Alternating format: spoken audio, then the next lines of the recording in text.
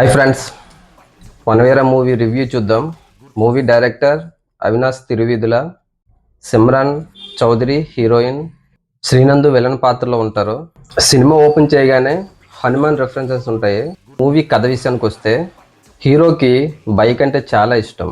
ఆ బైక్ని ఒక లవర్ లాగా చూసుకుంటాడు. అంత ప్రేమగా చూసుకున్న బైక్ని ర్యాలీకి తీసుకెళ్తారు. ర్యాలీకి తీసుకెళ్ళిన బైక్ని మళ్ళీ తిరిగి ఇచ్చారా లేదా, బైక్ కోసం హీరో ఏం చేశాడనేది కథ. ఫస్ట్ హాఫ్ మొత్తం బైక్ కోసమే హీరో ఇదంతా చేస్తున్నాడనే మనకు అనిపిస్తుంది.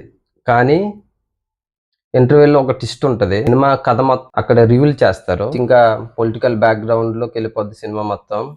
ఈ రఘుకి దేవాకి మధ్య పొలిటికల్ వార్ జరుగుతుంది. ఈ పొలిటికల్ వార్లో ఏం జరిగింది, ఎవరు గెలిచారని తెలియాలంటే సినిమా చూడాలి. సెకండ్ హాఫ్లో కొన్ని సీన్స్ బాగుంటాయి.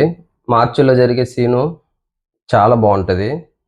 యాక్టింగ్ కూడా సూపర్గా ఉంటుంది.